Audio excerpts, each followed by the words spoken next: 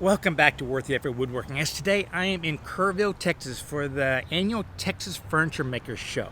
Now this is one of those shows where the best of the best in this part of the country build pretty much the best work that they can do, because it's a central location where not only are there awards, so it's kind of a pride issue, but some of the buyers in that are in this kind of, $5, $10, $20, $100,000 furniture pieces market come to see who they're going to commission for their upcoming build. So they really do go all out, both in design and execution.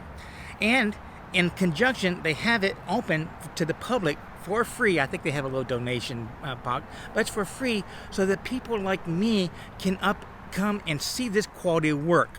And that is incredibly unusual, and I feel lucky that I live in Texas. This is only about 2.5, 3 hours away from my shop, so that once a year I can come in and see this kind of quality.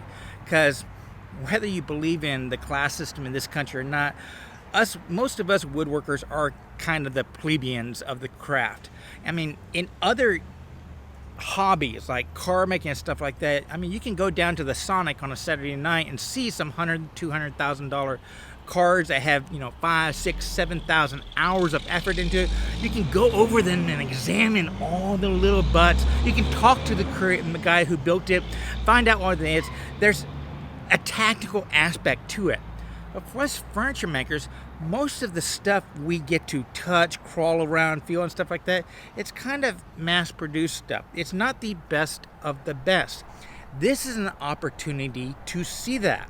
And if you don't have opportunities like this, you're kind of hoping that somebody that is really well educated in a specific genre happens to be a great writer, that they can communicate all those things. But there's just nothing that beats the tactical aspect of that. And I like to come up here once a year and spend a good 3 or 4 hours just perusing all this kind of stuff and getting inspiration. Now, I am not qualified to be a critic. I can't say what's good or bad, but I can identify what I like, what I aspire to, that kind of stuff. And it's the little elements in each piece I tend to draw upon.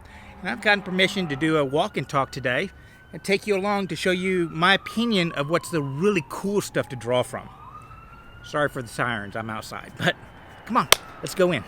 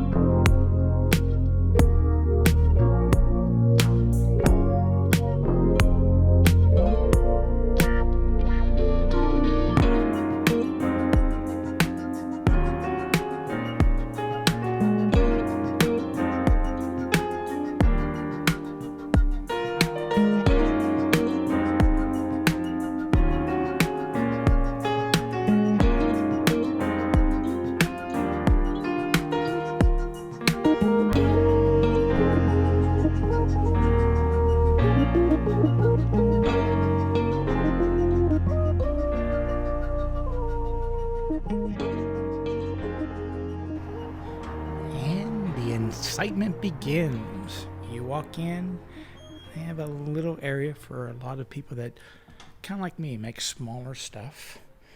This is one of my favorite gentlemen out of Austin. Does these inlays, really nicely done box. And you have a lot of other local artists that are doing this. We'll come back to this section in a little bit. But here's the main show. Museum quality pieces. rather impressive when you walk in. So let's break and I'll show you a few of the pieces, little elements that really impress me. Many of y'all Instagrammers probably recognize this piece because we watched Philip Morley build it over, a year, Philip? But here's some of the elements that he always takes grain to the next level, and shapes especially. I love, this is a record stand and a whiskey bar, but look at these door pulls. They match up from that curve down here. The shaping, really, really nice. I like that. Probably going to steal that idea someday. Jim Wallace is one of the craftsmen in my local club, and he won a Distinguished Craftsman Award for this chair right here. But one element I absolutely love that he did, look at the top of this leg right here. See how he did that? That is completely smooth, a little brass diamond inlay to cover the end grain of the leg. That is a solid leg coming up.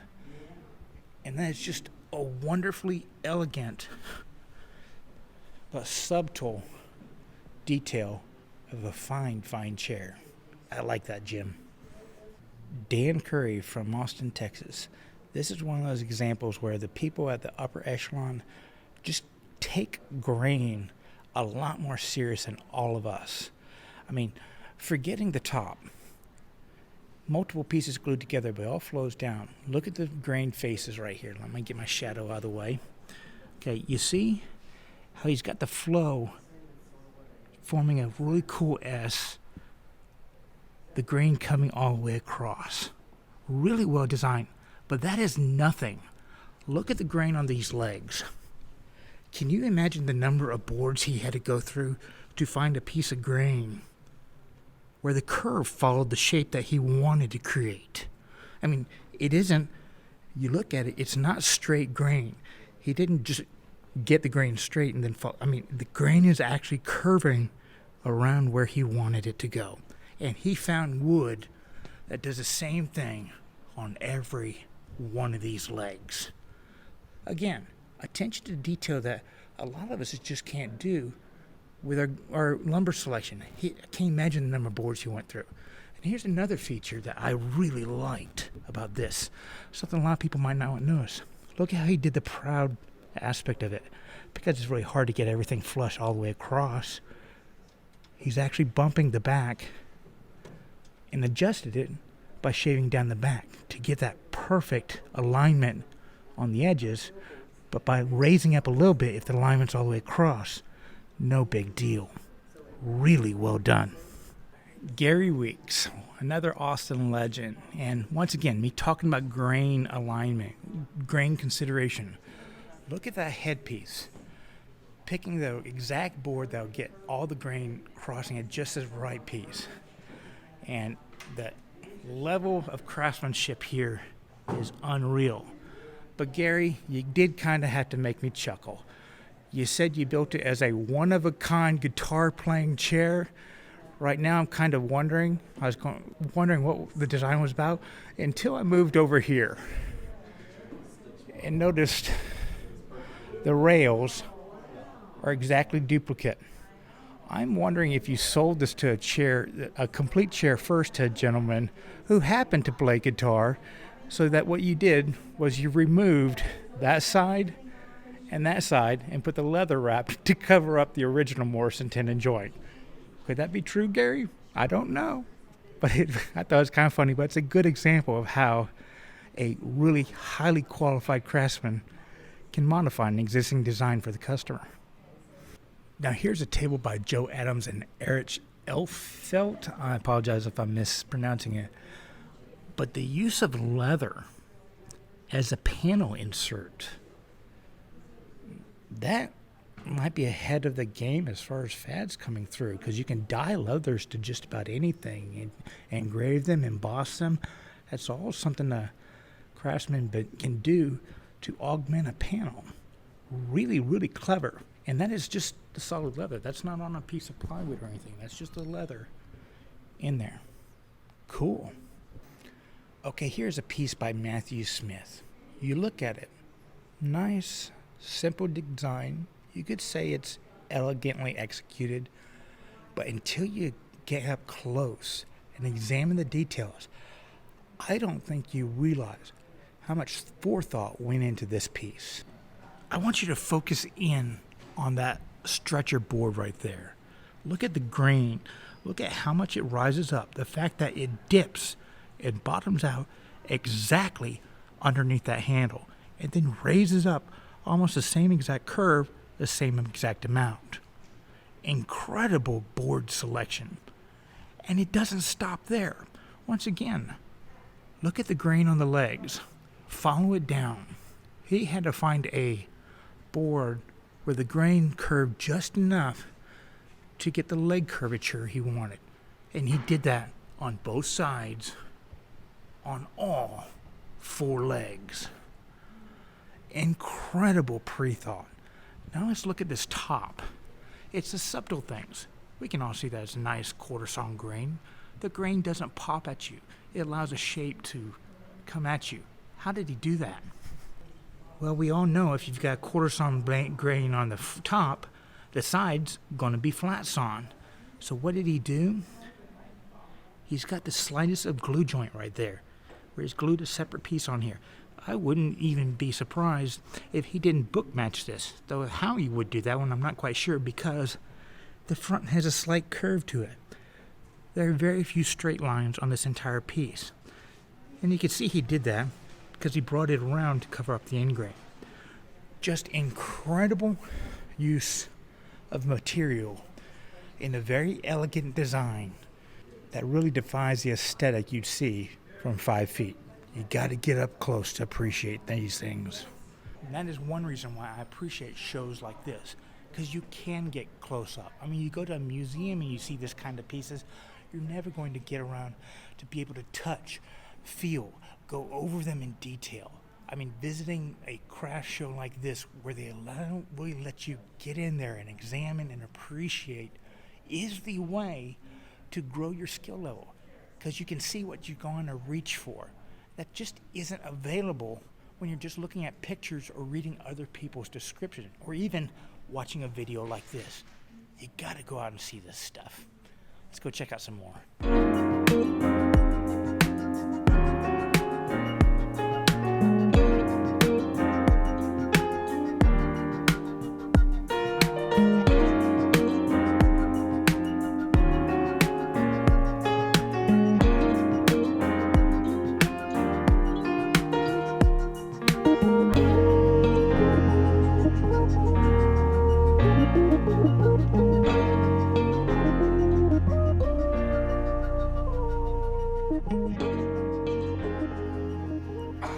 Seacrest won Best of Show with this chest of drawers right here, done in Mesquite, which if you've ever worked with Mesquite, it can be cantankerous because the grain's going everywhere.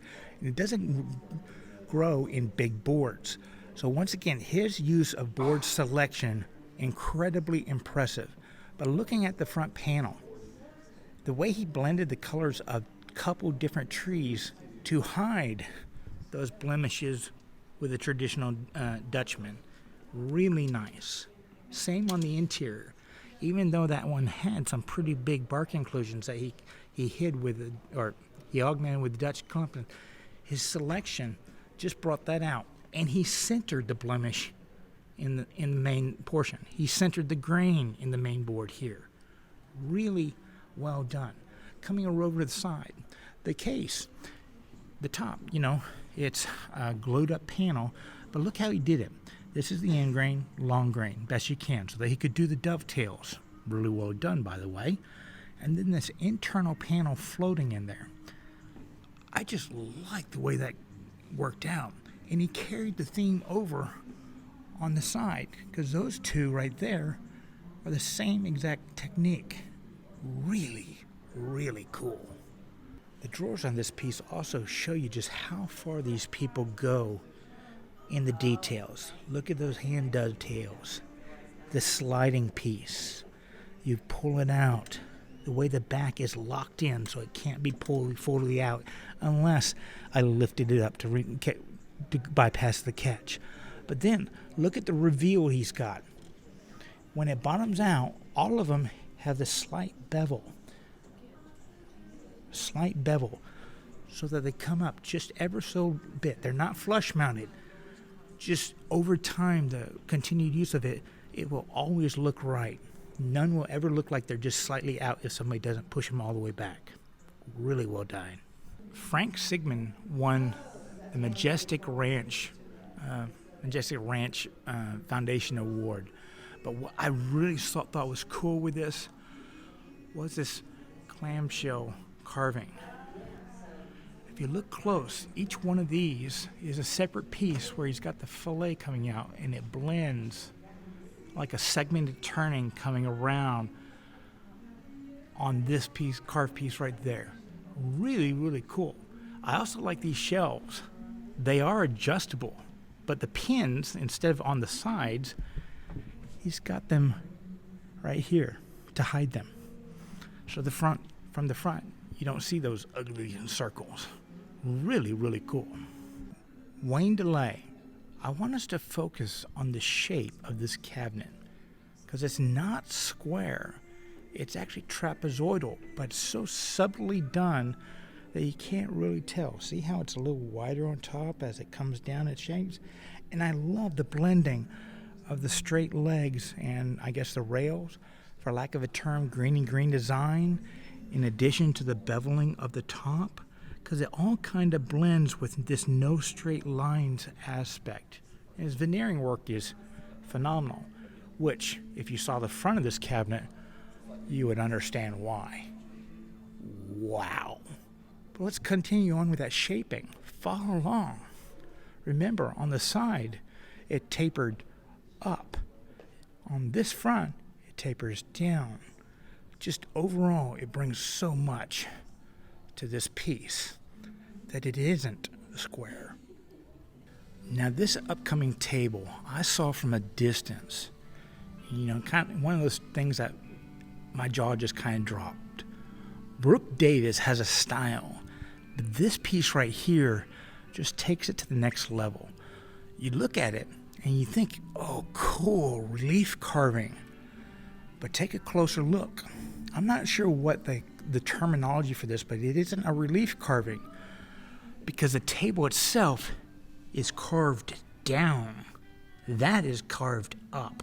Whereas relief carving, we would remove the material to raise it up, so it would dip down. This is raised up. Why is that critical?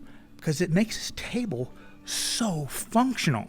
Because where everybody is sitting in this design, it's in a level plane.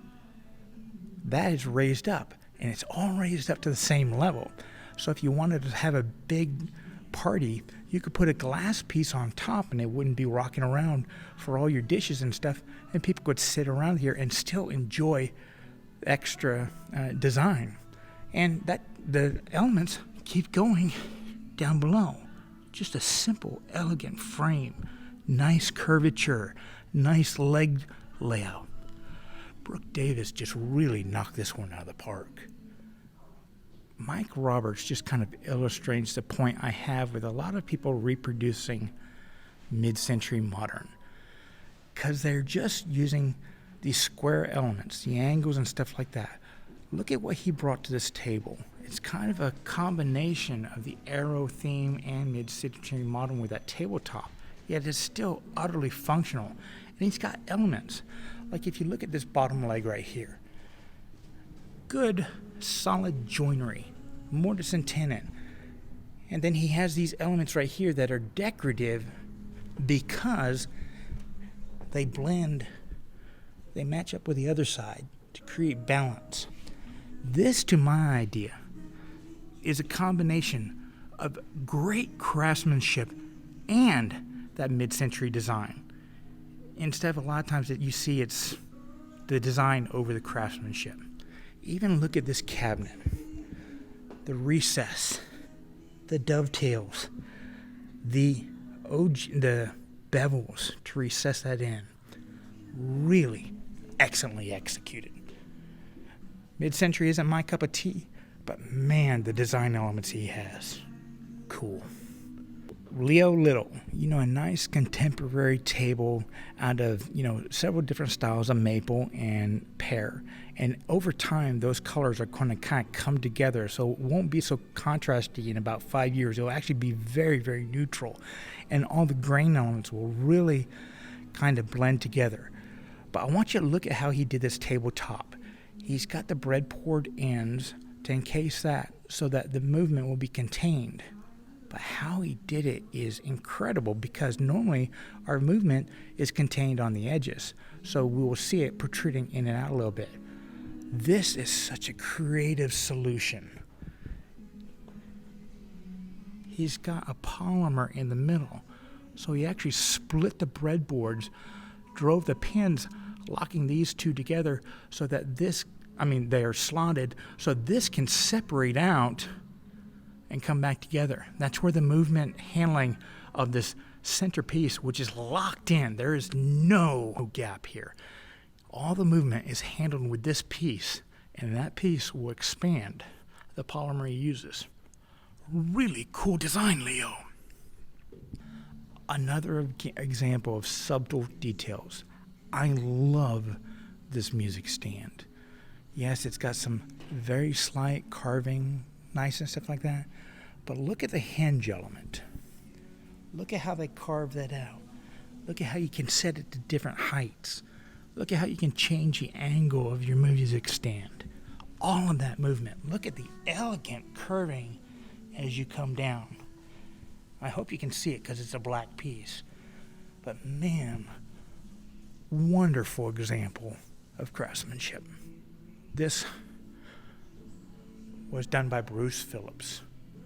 Yeah, Matt Crescent from Austin, Texas. Your Bluebird Marquetry, really impressive. Yeah. I'm not going to be doing Marquetry myself. It's generally the overall cabinetry that impresses me, and this piece impresses. I'm going to assume you have dovetailed that case together because of the molding that goes around, and even the top molding, you took into consideration the top with nice curves coming down. But no, that's not what impressed me about your piece. No, nor the interior. So well designed, and using frame and panels for the back. Really elegant, takes care of the movement.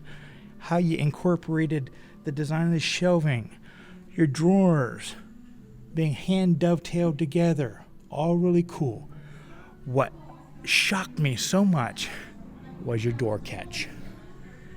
I looked at it. It looked like just a little wooden pin. I thought maybe it was a little slot. No. The bottom just has a hole. So I came over here.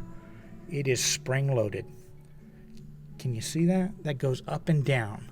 There's a spring underneath here. I assume that it's a bigger hole underneath pushing that up. And he's got it chamfered. And that is the catch. That is just cool, Matt. Really well done. I hadn't seen that before. It might have been out there other times, but hiding the catch, way cool. Mr. Bolton out of Belton, Texas. Bolton out of Belton. Your blending of the different boards and their grain with all that figure plus the inlay, it's a simple piece. It's an elegant piece. But it comes back to me time and time again. One of the key differences between really great craftsmen is the ability to pick out better material from the get-go. It's not always more expensive material, just higher quality. This is a great dressing bench. Claire Towney from Austin, Texas. Again, I'm drawn to these supposedly simple pieces time and time again, but the way that you incorporated the bent lamination in this couple's chair, really well designed. Carved the seat out for two people to sit comfortably together in each other's arms. But then I came down to the understructure. How you carried that through, how the stretchers pierced through to that piece right there, but yet we're anchored on the edges to create the solid chair. That is so elegant, really well designed. You can always tell Leslie Webb's work in this area. It's kind of her signature leg design, where that hollows out. It's a design that's really strong but lightweight. And in this example, this cane top, an incredibly lightweight design that is also really strong. That came out nice. I gotta get into caning. I could see using that in panels and everything. Really, really well built. Alan Carr's elegant little standing writing desk. All the curves and stuff like that, but it's the hinge on top that I think is so cool. See how every other one is moving? Very well done. Ooh, look at that panel. I didn't even notice that at first. Wow. Luke Wahlberg from Llano, Texas. Your wall art is really impressive. I guess it's a mirror shelf. Not only is the carving exceptional, the finish with the soft wax is great, but you even went so far as to custom cut the mirror, because that's a trapezoid. Something you wouldn't notice unless pointing out, but it really does augment the overall piece. I like that. Look closely at the undercarriage of Andrew Stone's table. See how those stretchers or the rails are resting on top of it all the way around? It goes all the way around like that. Can you imagine the geometry of that piece? Such great execution. Janet Totter, I gotta admit, I walked past your piece at first. Didn't take a close look. Now that I am, all the elements, the lap joints to create your top, the through Morrison tenon, really well executed. I like how you did the legs. It incorporated the strength of the wood. Nice joinery there. But then you went that little extra step. That little element, the striping right there, to blend in with your use of maple there and there. Overall, subtle, but I really like that composition. Didn't Martin Thoman do a great job on this Mesquite sculpted rocker? The back slats, really well done. Now, when I leave events like this, SWAT's another one for me. I love that instant gallery, and I like this kind of stuff because you leave inspired to try stuff. Oh, I can incorporate that here. I can do that here. Nothing here is beyond the skill of anybody that's watching this. Just a little bit of knowledge, a little bit of practice, and some patience. But in my mind, I always leave here kind of upset with myself because I know my work isn't going to reach these levels unless I can gain the forethought these people have.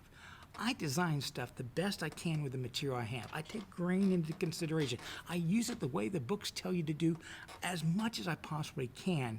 I will never reach this level unless I pre-plan the stuff before I even get to boards.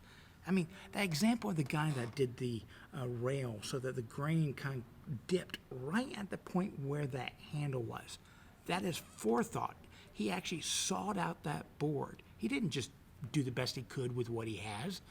He searched it out.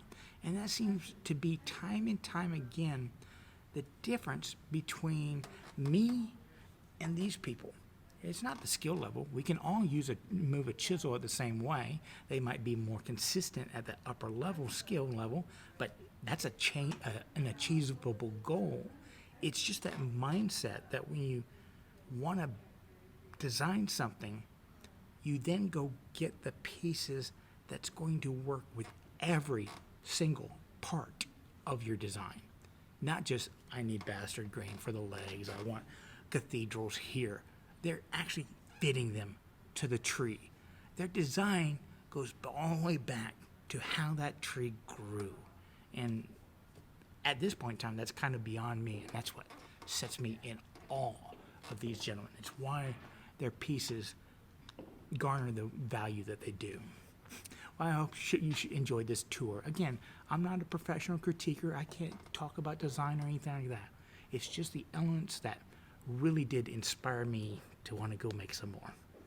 Y'all be safe, have fun, and if you are anywhere in Texas, come to the Kerrville Arts Center. I think this show is going on through the end of the year. It's free, but leave them a little donation if you can.